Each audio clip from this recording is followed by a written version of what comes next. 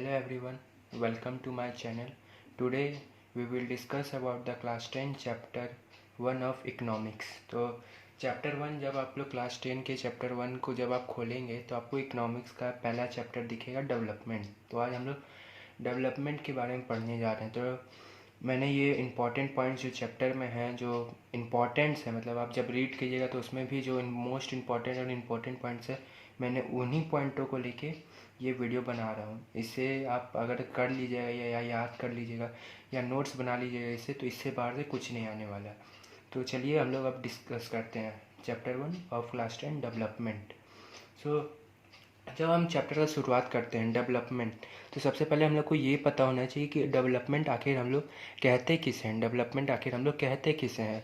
तो डेवलपमेंट हम लोग उसे कहते हैं जैसे ग्रोथ ऑफ इकोनॉमी। जैसे ग्रोथ जो हम लोग का जीडीपी है वे साल दर साल बढ़ रहा है। अभी तो कोरोना वायरस की वजह से बहुत कम चला गया है जीडीपी, लेकिन हर साल वे बढ़ते जाता है। तो जीडीपी, ग्रोथ ऑफ जीडीपी मतलब इकोनॉमी का मतलब जीडीपी हुआ, along with the improvement in the quality of life. तो जाहिर सी बात है, अगर लोगों के पास पैसा आएगा तो अपने लाइफ स्टाइल को भी लोग सुधारेंगे, क्वालिटी ऑफ लाइफ में इंक्रीज होगा, क्वालिटी ऑफ लाइफ जो होगा लोगों का इंक्रीज होगा। Such is health, good quality and education. तो जो हम लोग का हेल्थ सिस्टम है वे भी अच्छा होगा जब हम लोग का इकोनॉमी डेवलप होगा। और जब हम लोग अच्छी शिक्षा और गुड क्वालिटी ऑफ एजुकेशन अगर हम लोग प्रोवाइड कर पाएंगे चिल्ड्रंस को, तभी हम उसे डेवलपमेंट कहते हैं। तो डेवलपमेंट हम आखिर कहेंगे किसे? तो अगर ग्रोथ ऑफ इकोनॉमी के साथ साथ, मतलब जीडीपी तो बढ़ रहा है देश के साथ साथ, उसके साथ साथ क्या होना चाहिए? क्वालिटी ऑफ लाइफ में भी पीपल का इंक्रीजमेंट होना चाहिए। हेल्थ जो है में भी लोगों का सुधार होना चाहिए, गुड क्वालिटी ऑफ एजुकेशन मिलना चाहिए। तो उसे ही हम लोग डेवलपमेंट करते हैं। तो डेवलपमेंट में मेन 3 चीज़ें आते हैं डेवलपमेंट में। पहले चीज़ इकोनॉमी, कितने लोग वे कमा रहे हैं, क्या वे स्टैंडर्ड ऑफ लाइफ जी रहे हैं, क्या वे हेल्दी हैं या नहीं हैं, और कैसा उनकी क्वालिटी ऑफ एजुकेशन है। तो ये चारों चीज़ों को मिला के हम लोग डेवलपमेंट को डिफ़ाइन किया गया है। तो डेवलपमेंट आप इसे नोट कर लेंगे, डेवलपमेंट किसे कहते हैं। सो going to the next topic, it is not a part of economics but also in a course of history and political science। तो ये ऐसा बात नहीं, जो हम लोग का डेवलपमेंट है वे एक इकोनॉमिक्स का ही पार्ट है, वे एक हिस्ट्री और पॉलिटिकल साइंस का भी पार्ट है। जैसे पॉलिटिकल साइंस में बड़े बड़े हम लोग के पार्टियाँ और राजनीतिक पार्टियाँ बोलती है कि हम विकास करेंगे और विकास करके आपको का लाइफ स्टाइल को बेहतर बनाएंगे। तो ये एक पॉलिटिकल साइंस का भी पार्ट है और एक हिस्ट्री का पार्ट है जो आप हायर क्लासेस में पढ़ेंगे। तो हम लोग चलते हैं अगले टॉपिक की तरफ। Different people have a different goals. तो अगर आपसे पूछा जाए तो आपका कुछ अलग गोल होगा डेवलपमेंट लेकर, हमसे कुछ पूछा जाए तो डेवलपमेंट का अलग कुछ गोल होगा। तो पहला में है लैंडलेस एंड रूरल लेबर्स। तो जो लैंडलेस है, जिनके पास ज़मीन है, तो उनके लिए डेवलपमेंट में क्या होगा? जो लेबर है उनके लिए डेवलपमेंट क्या होगा? तो भाई, तो उन लोगों के लिए डेवलपमेंट ये होगा कि उनकी ज़्यादा वेग मिले। वेग बोले तो इनकम उनका ज़्यादा मिले, जो जो वे काम कर रहे हैं उनके लिए उससे ज़्यादा पैसे मिले। मोर डेज ऑफ वर्क मिले। अगर वे 100 दिन का काम करते थे साल भर में, तो अगर वे 200 दिन काम करेंगे तो उससे वे ज़्यादा काम आ पाएंगे। तो मोर डेज ऑफ वर्क हो। Local school provide quality of education. जो उनके चिल्ड्रंस है वे अच्छे क्वालिटी ऑफ एजुकेशन का ग्रहण करें और अच्छे क्वालिटी ऑफ एजुकेशन को प्राप्त करें, ताकि वे एक अच्छे स्थान पे जा सकें और उनके लाइफ स्टाइल को सुधार सकें।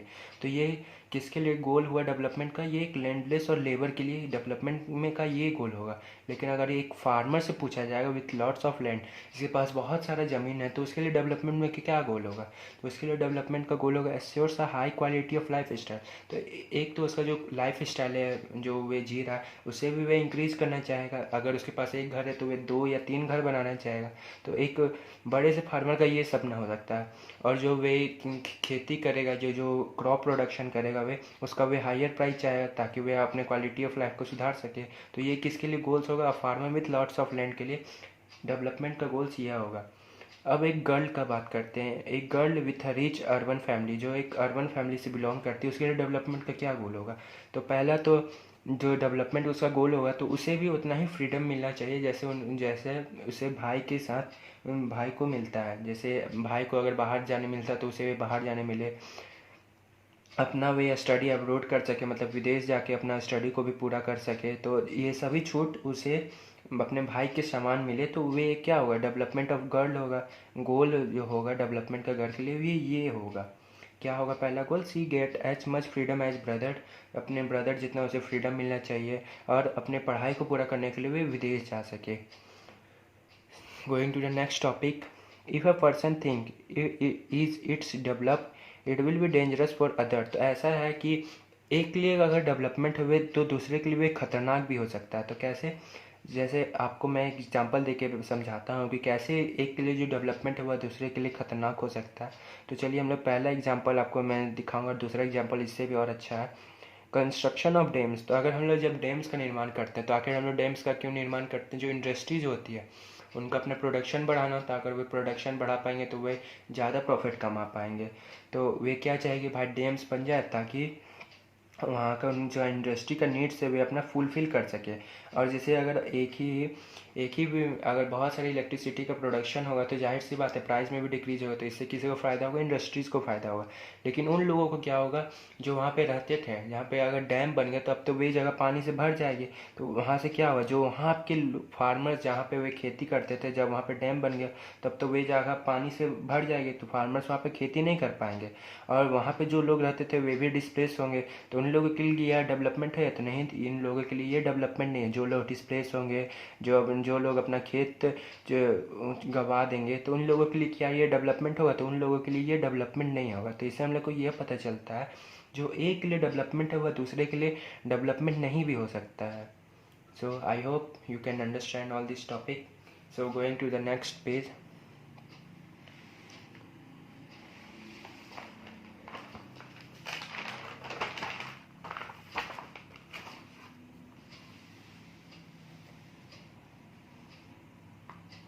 अब हम एग्जाम्पल 2 का बात करते हैं, जो एक के लिए डेवलपमेंट है वह दूसरे के लिए विनाशकारी भी हो सकता है या डेंजरस भी हो सकता है। जैसे एक इंडस्ट्री है, आप मान के चलिए एक इंडस्ट्री चलाते हैं।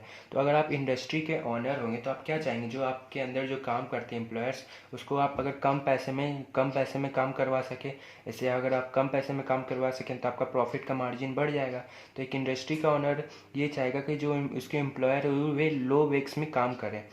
लेकिन अगर आप एम्प्लॉयर हो के सोचिए, तो अगर हम लोग एम्प्लॉयर होंगे तो हम लोग क्या चाहेंगे, हम लोग का प्रमोशन हो, हम लोग को हाई वेक्स मिले। तो देखिए इंडस्ट्री के लिए मालिक के लिए डेवलपमेंट का गोल क्या है? इंडस्ट्री के मालिक के लिए डेवलपमेंट का गोल है कि एम्प्लॉयर विथ लो वेक्स उसे मिल जाए।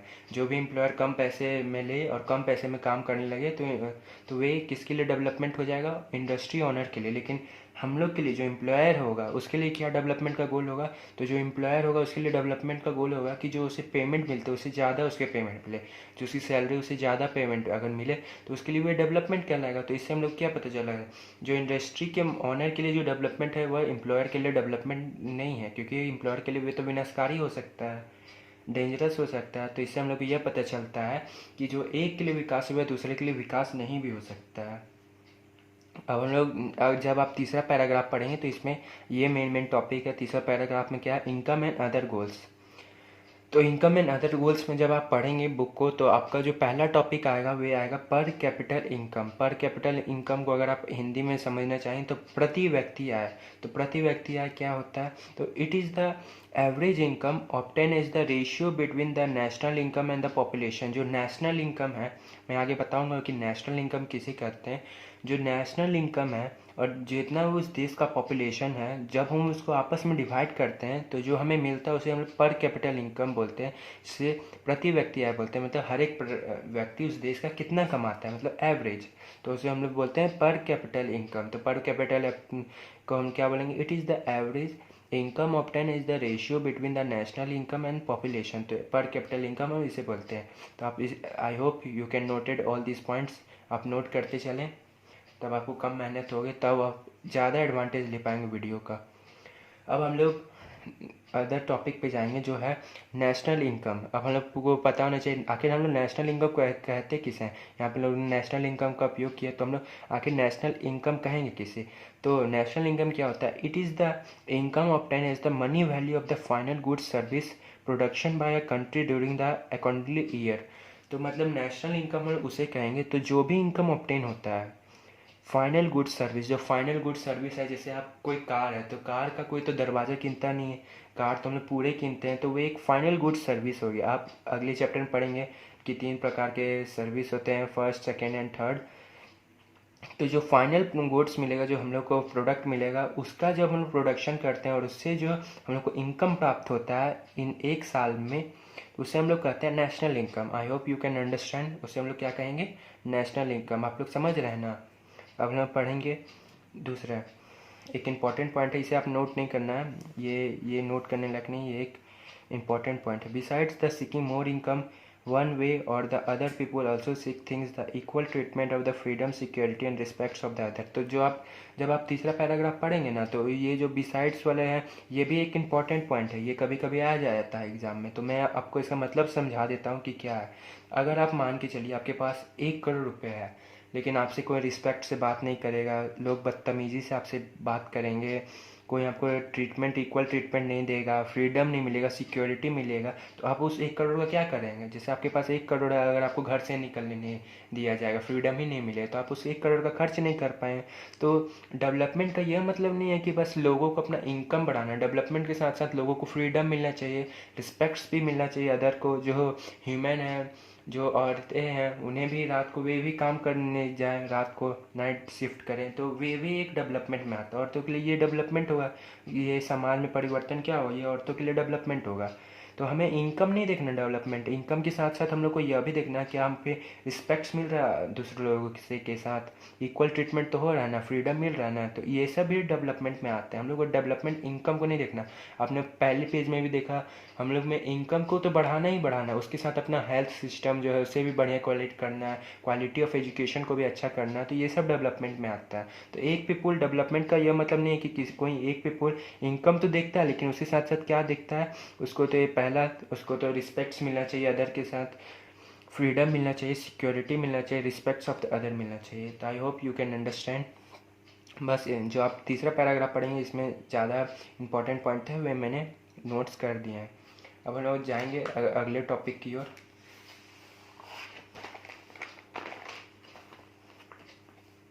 तो जो हमारा अगला टॉपिक है वे है national development. So national development, राष्ट्रीय विकास। तो राष्ट्रीय विकास कैसे हो रहेंगे, तो मैं आपको बताता हूँ। अगर आपसे क्लास में पूछे राष्ट्रीय डेवलपमेंट या नेशनल डेवलपमेंट किसे कहेंगे, तो हर एक अपना अलग अलग डिफिनेशन कहेगा। तो अलग अलग डिफिनेशन होगा, तो इसका तो कोई प्रॉपर डिफिनेशन होना चाहिए। तो नेशनल डेवलपमेंट के बारे में मैं आपको समझाऊंगा, बहुत ही आसानी से आप समझ जाएंगे। It is very important to keep in mind that a different person could have a different as well as conflicting nations of the country development। तो वही बात है कि हर एक आदमी से अगर पूछा जाए नेशनल डेवलपमेंट के बारे में, तो वे एक नेशनल डेवलपमेंट के बारे में अलग डिफिनेशन देगा। तो आखिर नेशनल डेवलपमेंट का डिफिनेशन क्या है, प्रॉपर डिफिनेशन? तो नेशनल डेवलपमेंट आप ये नहीं लिखिएगा, नेशनल डेवलपमेंट यहाँ से आप लिखिएगा। तो नेशनल डेवलपमेंट आखिर है क्या, मैं आपको थोड़ा सा आपको देखने में दिक्कत हो रहा, तो मैं आपको थोड़ा सा सेटल कर दिया। National development, it is the ability of the country और the countries to improve the social welfare of the people. So देखिए, नेशनल डेवलपमेंट उन डिसीजन, वैसे डिसीजन लिए जाते हैं जिससे ज़्यादा से ज़्यादा लोगों को फ़ायदा हो सके। नेशनल डेवलपमेंट में क्या होता है, वैसे डिसीजन लिए जाते हैं जिससे ज़्यादा से ज़्यादा लोगों को फ़ायदा हो सके, ताकि जो सोशल वेलफेयर है उसे बढ़ावा मिल सके, तो उसे हम लोग नेशनल डेवलपमेंट करेंगे। नेशनल डेवलपमेंट क्या होता है, जिससे समाज से ज़्यादा लोगों को फ़ायदा मिले, उसे हम लोग नेशनल डेवलपमेंट करेंगे। अगर सरकार ये निर्णय बना दे कि अमीर लोग हैं वे टैक्स नहीं भरेंगे और गरीब लोग हैं वे टैक्स भरेंगे, तो इससे तो क्या होगा, तो अमीर लोग तो भारत में आप जानते ही कितने हैं, तो इससे क्या होगा, जो अमीर होंगे वे तो टैक्स नहीं भरेंगे, तो उनके लिए वो भले ही डेवलपमेंट हो जाए, लेकिन क्या हम लोग के लिए वो डेवलपमेंट होगा, तो नहीं। तो हम लोग नेशनल डेवलपमेंट वैसे डिसीजन लेते जिससे ज़्यादा से ज़्यादा लोगों को फ़ायदा हो सके। जब हम लोग ये डिसीजन ले कि जो अमीर है वे टैक्स नहीं भरेंगे, तब क्या हो जाएगा, तो जो अमीर हैं जो वे टैक्स नहीं भरेंगे, तो उनके लिए तो वे डेवलपमेंट है, लेकिन दूसरों के लिए वे डेवलपमेंट नहीं है, क्योंकि जो अमीर लोग हैं उन्हीं को फ़ायदा होगा और अमीर लोग कितने कम है। तो नेशनल डेवलपमेंट में हम लोग वैसे डिसीजन लेते हैं जिससे ज़्यादा से ज़्यादा लोगों को फ़ायदा हो सके और सोशल वेलफेयर हो सके। जैसे example, improvement the quality of living, हम लोग क्वालिटी जो है लिविंग का उसे हम लोग इम्प्रूव करना चाहेंगे। Improve the quality of education, अगर हम ये दोनों को इम्प्रूव कर लेंगे, तो ये दोनों अगर डेवलप हो जाएं, तो ये सभी किस में आते हैं, नेशनल डेवलपमेंट में। ये जो आपने साउंड सुना वे यूपीएस का था, सॉरी फॉर दैट। तो ये नेशनल डेवलपमेंट है। अब हम लोग पांचवा टॉपिक जब आप पढ़ना शुरू करेंगे इकोनॉमिक्स का, तब आएगा वो topic how to compare the countries और स्टेट्स। तो हम कैसे कंपेयर करेंगे कौन विकास के मामले में कौन सा स्टेट दूसरे स्टेट से अच्छा है और कौन सा कंट्री दूसरे स्टेट से अच्छा है। तो उस समय हम लोग कौन किस चीज़ का यूज करते हैं, उस समय हम लोग एवरेज का यूज करते हैं। तो एवरेज क्या होता है पहले हम लोग ये जानते हैं। जो एवरेज है प्रति व्यक्ति है वे आपको एक समान ही लगेगा। देखिए क्या है average, total income of the country divides bye its population. तो जितना भी टोटल जो कंट्री जो फाइनल गुड्स बनता है बाय इट्स पॉपुलेशन से जब हम लोग डिफाइन करते हैं उसे हम लोग एवरेज करते हैं। एवरेज को हम लोग प्रति व्यक्ति या पर कैपिटल इनकम भी कह सकते हैं। तो एवरेज का यूज कहाँ होता है, तो average is use to compares the different states and countries. तो एवरेज का कहाँ यूज होता है, डिफरेंट कंपेयर्स और स्टेट्स को कंपेयर करने में एवरेज का यूज होता है। Average is use for comparing different states and countries. तो एवरेज का यहाँ पे यूज होता है। तो अब हम लोग पढ़ेंगे लिमिटेशंस ऑफ एवरेज। तो एवरेज का क्या क्या लिमिटेशंस है, तो average will hides the what a person actually earn. तो जो जो हमारा एवरेज है वो क्या नहीं बताता, तो जो हमारा एवरेज है वो ये नहीं बताता कि कौन सा जो पर्सन है, एक इंडिविजुअल पर्सन है, वे कितना कमाता। हो सकता है वो एवरेज से ज़्यादा कमाता, हो सकता है वो एवरेज से कम भी कमाता, हो सकता है वो एवरेज है उससे बहुत ज़्यादा कमाता, और हो सकता है जो एवरेज से बहुत कम भी कमाता। तो ये क्या आ जाता है, लिमिटेशंस ऑफ एवरेज में आ जाता है कि एवरेज कोई भी पर्सन्स का एक्चुअली अर्निंग नहीं बताता है। और दूसरा एवरेज का लिमिटेशन क्या है, we only find the average of income, we does not find the any kind of average to know about the quality of education and health system. तो जो हमारा एवरेज है वो हम किसके लिए फाइंड कर सकते हैं, वे तो हम बस इनकम को लेकर फाइंड कर सकते हैं एवरेज को। लेकिन अगर कोई ऐसा भी एवरेज होता है जो क्वालिटी ऑफ एजुकेशन और हेल्थ सिस्टम को भी निकाल सके, तब ना हम लोग उसको डेवलपमेंट में गिनते हैं। एवरेज का प्योर डेवलपमेंट में होता है, तो इसीलिए इसका यूज़ नहीं होता है, क्योंकि यहाँ पे हम लोग को क्वालिटी ऑफ एजुकेशन और हेल्थ सिस्टम के बारे में कुछ नॉलेज नहीं देता है। तो एवरेज का ये सब लिमिटेशंस हैं। तो आई होप यू कैन अंडरस्टैंड। तो आप पॉइंट्स नोट्स कर लें एवरेज का लिमिटेशंस। तो आई hope you can understand point two be noted the.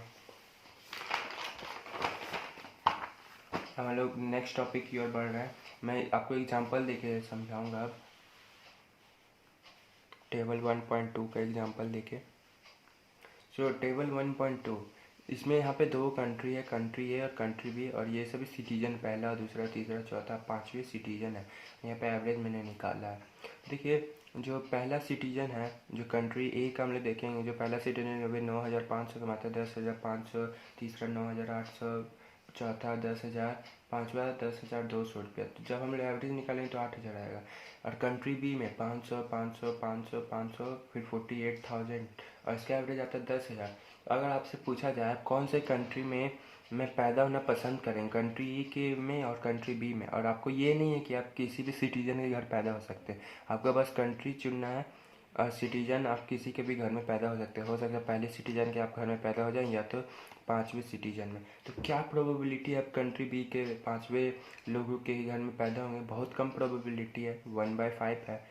तो आप क्या चाहेंगे, आप कंट्री ए में रहना चाहेंगे, क्योंकि कंट्री ए में ज़्यादातर लोग एक समान कमाते हैं, 9,500, 10,500। लेकिन कंट्री बी में ज़्यादातर लोग 500 रुपये कमाते हैं। तो आप सोच सकते हो उनका स्टैंडर्ड ऑफ लिविंग कैसा होगा। जबकि हम दोनों का एवरेज निकालेंगे तो इसका 8,000 आएगा, तो 10,000 आएगा। अगर आप लोग एवरेज से जाएंगे तो आप कंट्री बी में जाएंगे, लेकिन आप अगर ये देखेंगे इंडिविजुअल आए तो हम लोग कंट्री बी में नहीं जाएंगे। तो इससे क्या पता चल रहा है एवरेज क्या हाइड कर रहा है, इंडिविजुअल कितना कमाता है। आप देख सकते हैं चौथा तीसरा दूसरा पहला 500-500 रुपये ही कमाते हैं, लेकिन जो पाँचवा है वो 48,000 कमाता है। तो ये कितना सबको हाइड कर दे रहा है। एवरेज तो 10,000 आ रहा है, तो कोई भी व्यक्ति क्या सोचेगा कि ज़्यादातर लोग 10,000 कमाते हैं, लेकिन एक्चुअली में 10,000 कोई कमाता है नहीं ना। तो यही है कंट्री और कंट्री बी में एवरेज का लिमिटेशंस के बारे में मैंने एग्जांपल दे के आपको समझाया। तो अब नेक्स्ट टॉपिक की ओर बढ़ेंगे, world bank organisation. World bank organisation, और जिसको हम लोग वर्ल्ड डेवलपमेंट रिपोर्ट कहते हैं। तो ये एक इम्पॉर्टेंट क्वेश्चन है, ये आएगा। So world development report brought out by the world bank. तो जो जो वर्ल्ड डेवलपमेंट रिपोर्ट है वह किसके द्वारा हमें मिलता है, world bank. And the criteria, इसमें एक क्राइटेरिया यूज किया जाता है। क्या वो इस criteria, the criteria use for the classification of countries with a पर कैपिटल इनकम इन $, 20,736। तो इसका मतलब हुआ कि जो जो इसमें क्राइटेरिया का यूज़ किया जाता है, किसमें, क्लासिफिकेशन ऑफ कंट्रीज़ में, वह क्या यूज़ किया जाता है। तो जिस कंट्री का प्रति व्यक्ति आय मतलब पर कैपिटल इनकम $, में 12,736 पर एनुअल, मतलब उससे ज़्यादा या उससे इक्वल हो तो वह रिच कंट्री में शामिल होगा और वे डेवलप कंट्री कहलाएगा। तो क्या क्राइटेरिया यूज किया गया, तो इनकम के आधार पे कंट्रीज को क्लासिफिकेशन किया गया। तो जो कंट्री का पर कैपिटल इनकम $12 में 12,736 रुपये से ज़्यादा या उससे कम इक्वल भी होगा तो उसे हम लोग कौन सा कंट्री कहेंगे, रिच कंट्री और डेवलप कंट्री। और ये किस साल में का ये डाटा है, तो ये 2013 का डाटा है। दोज कंट्री और क्या किया है, दोज कंट्री विथ अ पर कैपिटल इनकम इन $1,045 और less are called low income country. और जो जिस देश का $1,000 इनकम 1,045 और उससे कम है तो वह कौन से कंट्री कहलाएंगे, लो इनकम कंट्री और अनडेवलप कंट्री। अब हमें पता होना चाहिए इंडिया किस किस कंटिनेंट में आता है। India comes in the category, India कौन सी कैटेगरी में आता है, लो मिडिल इनकम कंट्री। तो इंडिया एक मिडिल, मान के चलिए मिडिल कंट्री में आता है, ना उसका पर कैपिटल कम है ना उसका पर कैपिटल ज़्यादा है। तो अब लोग हम लोग पढ़ेंगे इन पर कैपिटल इनकम इन 2013, जो 2013 में है। इंडिया में पर कैपिटल इनकम 2013 में कितना है, 1,570 पर एनम, मतलब एक व्यक्ति एवरेज 1,570 रुपये कमाते हैं यहाँ एक साल में, $70 $, में ये दिया हुआ डाटा। आप डॉलर को रुपीज़ में कन्वर्ट करते हैं इंटू 70 करके। अब लोग पढ़ेंगे जैसे ये वर्ल्ड बैंक का है, तो वर्ल्ड बैंक में तो बस इनकम के आधार पे बांटा है हम लोग को कि जो व्यक्ति 12,736 रुपये से ज़्यादा कमाएगा या उससे इक्वल कमाएगा तो वह रिच कंट्री कहलाएगा और डेवलप कंट्री कहलाएगा। और जो $1,045 उससे कम कमाएगा तो वह अनडेवलप और लो इनकम कंट्री कहलाएगा। तो ये तो बस इनकम के आधार पे बांटा गया, क्लासिफिकेशन किया गया कंट्रीज़ को, तो इसीलिए इतना सक्सेसफुल नहीं हुआ। तो कौन सा सक्सेसफुल हुआ, यूएनडीपी के क्राइटेरिया। यूएनडीपी की क्राइटेरिया में किसका यूज किया गया, यूएनडीपी क्राइटेरिया में हम लोग ने ह्यूमन डेवलपमेंट का यूज़ किया। तो यूएनडीपी का फुल फॉर्म कभी कभी पूछ सकता है, तो याद रखिएगा United national development programme. UNDP का full form United national development Programme. तो एक और, तो ये वर्ल्ड डेवलपमेंट रिपोर्ट वाला तो उतना सक्सेसफुल नहीं हुआ, तो एक और क्राइटेरिया का यूज किया गया जिसको कौन बनाता है, यूएनडीपी। तो आप लोग पढ़ेंगे क्राइटेरिया यूज बाय यूएनडीपी। ये वर्ल्ड बैंक और यूएनडीपी बहुत इंपॉर्टेंट है, आप याद कर लीजिएगा। क्राइटेरिया यूज बाय यूएनडीपी, तो यूएनडीपी का full form United national development programme. UNDP classification is based on, तो यूएनडीपी का जो क्लासिफिकेशन है वो किस पे बेस्ड है, मैं आपको एग्जांपल दे के बताऊंगा। पर कैपिटल इनकम, तो पर कैपिटल इनकम पे तो यूएनडीपी का क्लासिफिकेशन बेस्ड है, as well as average literature level and health status of the people. तो एवरेज लिटरेसी रेट पे लेवल पे भी इसे बांटा गया है, health status of the people में भी बांटा गया है।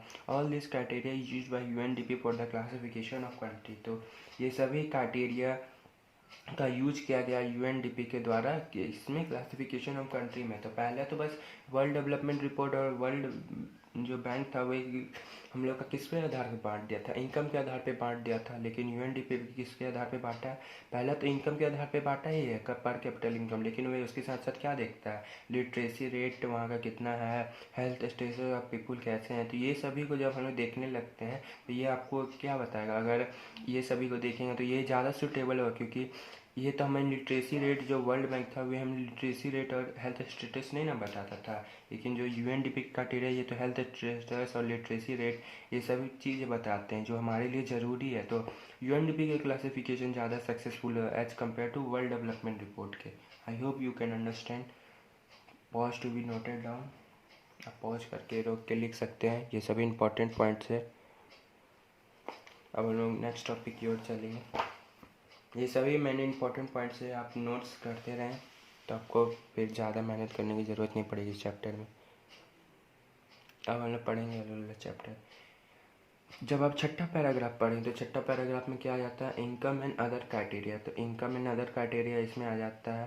तो इन्फ्लेटेड मोटिलिटी रेट, तो जब आप छठा पैराग्राफ पढ़ेंगे ना तो इसमें एक टॉपिक आएगा इन्फ्लेटेड मोटिलिटी रेट। तो इसको मैं बताता हूँ इसे क्या कहते हैं। Inflated motility is the ratio indicates the number of children who die before the age of 1 year as the proportional of the 1000 live children born in the particular area. तो जो इन्फिनेटेड मोटिलिटी रेट है ना वो हमें क्या बताता है, मैं आपको हिंदी में समझाता हूँ। तो इन्फिनेटेड मोटिलिटी रेट एक रेशियो है, किस चीज़ का रेशियो है, ये हमें जानकारी देता है कि कितने बच्चे मर गए 1 साल पूरे होने से पहले 1000 बच्चों में से, मतलब 1000 बच्चों में से कितने बच्चे मर गए एक साल पूरा होने से पहले, तो उसे हम लोग क्या बोलते हैं, infant mortality rate ratio. Infant mortality rate में क्या आप लिखिएगा, infant mortality ratio indicates the number of children who die, मतलब कितने नंबर ऑफ चिल्ड्रन डाई हो रहे हैं एक साल के पहले की उम्र से एज प्रोपोर्शनल टू 1000 बच्चे, जीवित बच्चों में से इस born in a particular area, इस पार्टिकुलर एरिया के लिए, तो उसे हम लोग क्या बोलते हैं, इन्फिनेटेड मोटिलिटी रेट। ये कभी कभी आ जाता है, आप इसे भी नोट कर लेंगे। लिटरेसी रेट, अब हम लोग पढ़ेंगे लिटरेसी रेट किसे कहते हैं। तो literacy rate is measures the proportional of literacy population in age of 7 and above the age group. तो लिटरेसी रेट हम लोग उसको कहेंगे जो हम लोग को मेजर करता है कि कितने प्रपोर्शनल में जो है पॉपुलेशन जो है जो 7 और 7 साल से ऊपर है वे एजुकेटेड है, तो वे हमें क्या बताता है, लिटरेसी रेट। तो लिटरेसी रेट ये बताता है कि कितने बच्चे 7 साल या 7 साल की उम्र से ज़्यादा की उम्र के बच्चे पढ़े लिखे हैं, वे हमें लिटरेसी रेट के बारे में बताता है।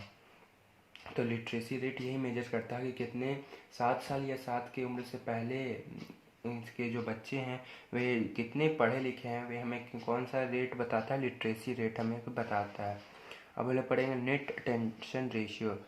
तो हम पढ़ते नेट अटेंडेंस रेशियो किसे बोलते हैं, it is the total number of children of age group of 14 and 15 years who attending the school. तो ये एक एज ग्रुप के लिए डिफाइंड है, 14 से 15 साल के बीच जो स्कूल जाते हैं as a percentage of their total number children in the same age group. तो एक परसेंटेज निकाला जाता है कि 14 साल की उम्र में कितने बच्चे किस कक्षा में जाते हैं या किस क्लास में पढ़ते हैं। उस रेशियो को हम लोग क्या बोलते हैं, नेट अटेंडेंस रेशियो। तो नेट अटेंडेंस रेशियो क्या है, जैसे 14 साल के बच्चे कितने क्लास 9 में जाते हैं तो उसे हम लोग क्या बोलेंगे, नेट अटेंडेंस रेशियो। तो ये 14 और 15 साल के दोनों के लिए डिफाइन है, तो इसे हम लोग नेट अटेंडेंस रेशियो बोलते हैं। तो नेट अटेंडेंस रेशियो क्या है, it is the total number of children of age group of 14 and 15 years who attending the school as the percentage of total number of children in the same age group. तो ये हमें क्या किसका definition है, net attendance ratio का। तो अब हम लोग कुछ स्टेट्स का कंपैरिजन मैंने बताया था, हम लोग करेंगे। अब पहला स्टेट है महाराष्ट्र, केरला और Bihar. Infinitive motility rate 24, 12, 42। Literacy rate 82, 94, 62। PCI का फुल फॉर्म मैंने शॉर्ट में लिखा पर कैपिटल इनकम। देखिए पर कैपिटल इनकम महाराष्ट्र में कितना, 1,17,091 रुपये। प्रति व्यक्ति आय केरला में कितना, 1,03,820। और प्रति व्यक्ति आय बिहार में कितना, 31,199 रुपये हैं प्रति व्यक्ति आय बिहार में। तो आप देखेंगे यहाँ पे जो महाराष्ट्र का जो है ना प्रति व्यक्ति आय केरला से ज़्यादा है, लेकिन आप देखिए उसमें लिटरेसी रेट केरला का कितना अच्छा है। महाराष्ट्र से देखिए केरला में क्या हो रहा है, हर एक 100 में से 94 बच्चा पढ़ रहा है, वहाँ का 94 बच्चा पढ़ा लिखा है केरला में। लेकिन आप महाराष्ट्र में देखिए हर 100 में से 82 ही बच्चा पढ़ा, तो यहाँ पे लिटरेसी रेट कम है। मतलब यहाँ पे जो हम लोग का शिक्षा का जो स्थिति है, रिसोर्स है, वे कम है, लिटरेसी रेट भी कम है। इसी के कारण जो हम लोग का क्वालिटी ऑफ एजुकेशन यहाँ पे नहीं मिलता, तब ना यहाँ पे कम है। 82 ही लोग वहाँ पे पढ़ता, 100 में से 82 ही लोग महाराष्ट्र में पढ़ता है। लेकिन केरला में देखिए 94 स्टूडेंट्स वहाँ के पढ़े लिखे होते हैं। तो लिटरेसी रेट यहाँ का ज़्यादा अच्छा क्यों है, क्योंकि यहाँ पे क्वालिटी ऑफ एजुकेशन अच्छा है। आप यहाँ पे देखिए इन्फिनेटेड मोटिलिटी रेट, तो अभी मैंने बताया इन्फिनेटेड मोटिलिटी रेट किसे बोलते हैं, प्रति 1000 जीवित बच्चों में से 1 साल पूरा होने से पहले जो बच्चे मर जाते हैं उसे इन्फिनेटेड मोटिलिटी रेट कहते हैं। देखिए केरला में 12 और महाराष्ट्र में 24, तो ये लगभग 2 गुना है। तो इससे क्या पता चल रहा है, जो हेल्थ केयर सिस्टम है केरला का वह महाराष्ट्र से बहुत अच्छा है। तो 24 देखिए कि 1000 बच्चे जब जीवित होते हैं तो उसमें से 12 ही बच्चे 1 साल से पहले की उम्र में मरते हैं और 24 बच्चे यहाँ पे मर जाते हैं महाराष्ट्र में। तो अब देखिएगा हेल्थ केयर सिस्टम केरला का अच्छा है, और जो हम लोग का एजुकेशन सिस्टम है वहाँ पे भी केरला में बहुत अच्छा है। तो अगर आप ही को घर बनाने मिल जाए और कहीं पे भेजा जाए कि आप केरला जाइएगा, महाराष्ट्र जाइए, तो आप केरला जाइए, क्योंकि वहाँ का शिक्षा स्थान कितना अच्छा है, वहाँ का हेल्थ केयर सिस्टम बहुत ही अच्छा है। तो इससे हम लोग को क्या पता चल रहा है कि प्रति व्यक्ति आय के साथ साथ हम लोग क्या क्या देखते हैं, तो लिटरेसी रेट, इन्फिनेटेड मोटिलिटी रेट, ये सब भी देखते हैं। तो यहाँ पे तो प्रति व्यक्ति आय ने कोई रोल नहीं निभाया, प्रति व्यक्ति आय ने कहाँ कोई रोल निभाया। और यहाँ पे देखिए बिहार का तो हालत और भी ख़राब है, यहाँ पे लिटरेसी रेट मात्र 62 है, अभी तो बढ़ गया होगा लेकिन 62 है लिटरेसी रेट। 62, 100 में से मात्र 62 बच्चे पढ़ते हैं। इन्फिनेटिव मोटिलिटी 42, मतलब 1000 में से 42 बच्चे 1 साल से पहले ही मर जाते हैं। और प्रति व्यक्ति आय भी यहाँ कम है, तो देखिए यहाँ पे प्रति व्यक्ति आय भी कम है, लिटरेसी रेट भी यहाँ कम है, इन्फिनिटी मोर्टेलिटी रेट भी यहाँ कम है। तो कोई बिहार जाना पसंद करेगा नहीं ना, तब तो वो केरला जाएगा, और केरला अगर नहीं जा पाएगा महाराष्ट्र जा पाएगा, क्या कि लिटरेसी रेट वहाँ का बहुत अच्छा है, हेल्थ केयर सिस्टम मतलब एजुकेशन सिस्टम बहुत अच्छा है, हेल्थ केयर सिस्टम बहुत ही अच्छा है, तो हम लोग वहाँ जाना खोजेंगे। तो यही हम लोग का कंपैरिजन करके मैंने बताया कि प्रति व्यक्ति कैसा, हम लोग आसपास के रिसोर्स भी देखते हैं कि कैसा वहाँ का जो हेल्थ केयर सिस्टम है, कैसा हम लोग का एजुकेशन सिस्टम है, ये सब भी डेवलपमेंट में आता है। आई होप यू कैन अंडरस्टैंड। अब हम लोग पढ़ेंगे बॉडी मास इंडेक्स। बहुत से बच्चे इसे छोड़ के चले जाते हैं, ये क्योंकि एक्टिविटी में है, तो आप इसे नहीं छोड़िएगा। बॉडी मास इंडेक्स, तो बॉडी मास इंडेक्स क्या है? तो body mass index is calculated by the weight of a person in a kgs divide by its square of height in metres. तो बॉडी मास इंडेक्स एक calculation है, वह हमें कैसे प्राप्त होता है? तो वेट ऑफ पर्सन, जो भी जिसका हम लोग BMI निकालना है, उसका पहले हम लोग वेट ले लेंगे, वेट ऑफ अ पर्सन ले लेंगे इन केजीज में, और उसको किससे डिवाइड करेंगे? Square of its height in metre. तो जितना उसका हाइट है ना, उसका स्क्वायर कर देंगे। तो BMI कैसे निकालते हैं? BMI is equal to weight of a person in a kg in height in metres into height in metres. तो जितना उस पर्सन का वेट है उसको केजी में पहले आप लोग लिख लेंगे, जितना उसका हाइट इन मीटर्स में है उसको का स्क्वायर कर देंगे, तो जितना भी आएगा उसे हम लोग BMI कहते हैं। उसे हम लोग क्या कहते हैं? BMI, body mass index. BMI का full form body mass index. तो आप समझ गए हैं बॉडी मास इंडेक्स किसे कहते हैं। तो मैं आपको बॉडी मास इंडेक्स के बारे में और कुछ बताता हूँ। अगले पेज की ओर चलते हैं हम लोग।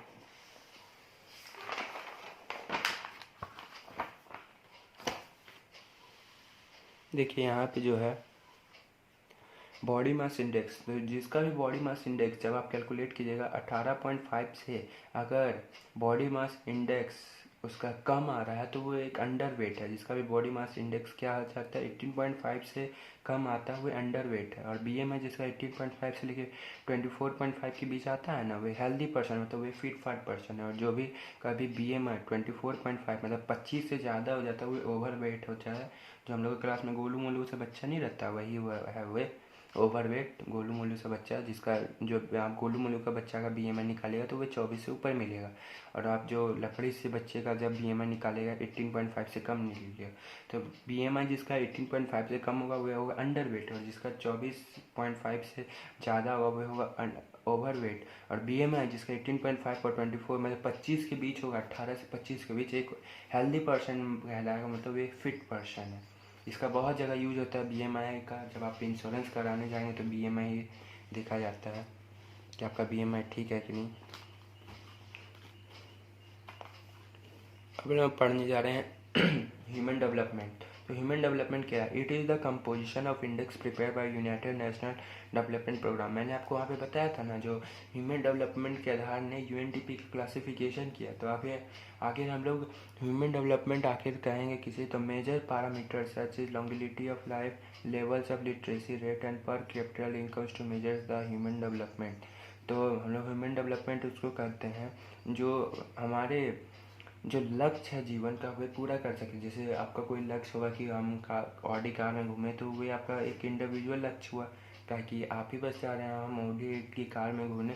तो अपने सपने को पूरा करना और एक लंबा तथा अच्छा आयु जीना, अपने को अच्छे से स्किल प्राप्त करना, नॉलेज प्राप्त करना, ये सभी एक इंडिविजुअल का जो है क्वालिटी को इम्प्रूव कर रहा है। अपने सपने को पूरा करना, लॉन्गिविटी लाइफ ज़्यादा समय तक जीना, अपने जो लिटरेसी रेट है उसको बढ़ाना, पर कैपिटल इनकम है उसको भी बढ़ाना। ये सभी ह्यूमन डेवलपमेंट है, एक डेवलपमेंट है, एक व्यक्ति का डेवलपमेंट है। तो जिसमें भी एक व्यक्ति का बस डेवलपमेंट होता है उसे हम लोग ह्यूमन डेवलपमेंट कहेंगे। कोई भी व्यक्ति का अगर सपना पूरा हो जाए, और वे कोई भी व्यक्ति क्या चाहेगा, जो वे अपना सपना देखा वे पूरा हो जाए, एक लंबा आयु जिए और बहुत ही अच्छा क्वालिटी ऑफ एजुकेशन प्राप्त करे, तो ये सभी एक इंडिविजुअल का ख्वाहिश होता है। तो उसे हम लोग ह्यूमन डेवलपमेंट के तौर पे लेते हैं। तो हम लोग ह्यूमन डेवलपमेंट किसको लेते हैं? तो जो अपने जो लाइफ स्टाइल है उसे हम लोग बेहतर बना सके। एक पर्सन का जो लाइफ स्टाइल है, बस एक व्यक्ति का जो लाइफ स्टाइल जब हम बेहतर बनाते हैं तो उसे हम लोग बस ह्यूमन डेवलपमेंट कहते हैं। तो आई होप यू अंडरस्टैंड। तो ह्यूमन डेवलपमेंट आखिर कहते हैं किसे? अब आखिरी टॉपिक जो है इस क्लास 10 के डेवलपमेंट चैप्टर में है सस्टेनेबल डेवलपमेंट। तो सस्टेनेबल डेवलपमेंट आखिर सस्टेनेबिलिटी ऑफ द डेवलपमेंट आखिर कहते हैं किसे? तो इसका मतलब पहले हम लोग जानते हैं, it means the development without harming the environment. It is the process of development that satisfy the needs of the future generation. तो सस्टेनेबल डेवलपमेंट आखिर है क्या? तो सस्टेनेबल डेवलपमेंट है, it means the development without hampering the environment. इसका मतलब होता है कि जो हम लोग डेवलपमेंट कर रहे हैं वो हम लोग डेवलपमेंट करें, लेकिन क्या नहीं करके हम लोग इन्वायरमेंट को कोई हार्म ना करें। इससे क्या होगा, हम तो अपना डेवलपमेंट करेंगे ताकि जो हमारे फ्यूचर जनरेशन है, जो हमारे भावी पीढ़ियाँ हैं, वे भी अपने नीड्स को सेटिस्फाई कर सकें। जो आज हम लोग अपनी नीड्स को सेटिस्फाई कर पा रहे हैं कि हम लोग को बिजली मिल रहा है, वे भावी पीढ़ी भी अपने नीड्स को सेटिस्फाई कर सकें। तो सस्टेनेबल डेवलपमेंट क्या है, तो मैं आपको एकदम पूरी हिंदी में समझाऊँ तो सस्टेनेबल डेवलपमेंट एक विकास की वह प्रक्रिया है जिसमें प्राकृतिक संसाधनों का नुकसान नहीं किया जाता है, ताकि हमारे जो फ्यूचर जनरेशन है वे भी इसका उपयोग कर सके। जैसे अभी आप लोग हैं, हम लोग अपने देश की इकनॉमी को बढ़ाने के लिए और इनकम को बढ़ाने के लिए बहुत सारे इंडस्ट्रीज़ खोल दें, बहुत ज़्यादा, जो कोयले पे ही चलते हैं। कोयला तो एक समय के बाद ख़त्म हो जाएगा, तो कोयला पे चलते तो वे तो इंडस्ट्री हमारे अभी तो प्रति व्यक्ति इनकम बढ़ा लेगी, जो हमारे भावी पीढ़ियाँ होंगी, जो फ्यूचर जनरेशन होगा, वे तो एयर पोल्यूशन से जीजेगी, एयर पोल्यूशन से उन्हें सर्वाइव करना होगा। तो हमें वे कोशिश है ना भाई हम लोग को कि अपना प्रति व्यक्ति आय बढ़ाने के लिए पूरा इन्वायरमेंट को पॉल्यूट कर दिया, तो इससे हमारे जो फ्यूचर जनरेशन है उस पर इफेक्ट पड़ रहा है। सस्टेनेबल डेवलपमेंट हम वही डेवलपमेंट करते हैं जिससे प्राकृतिक को ज़्यादा नुकसान ना हो, और हम तो अपने नीड्स को सेटिस्फाई कर ही पाएँ, मतलब हम तो अपना डेवलपमेंट कर ही पाएँ, लेकिन जो हमारे आने वाली जनरेशन, फ्यूचर जनरेशन, वे भी इसका उपयोग करके अपने नीड्स को सेटिस्फाई करवा पाए। तो उसे हम लोग सस्टेनेबल ऑफ डेवलपमेंट कहेंगे। तो आई होप यू कैन अंडरस्टैंड। तो अगली वीडियो में इसके जो चैप्टर है उसके मोस्ट इम्पॉर्टेंट MCQ आप लेके आऊँगा। अगर आप MCQ चाहते हैं तो आप कमेंट करें। तो ठीक है, थैंक यू, आज के लिए इतना।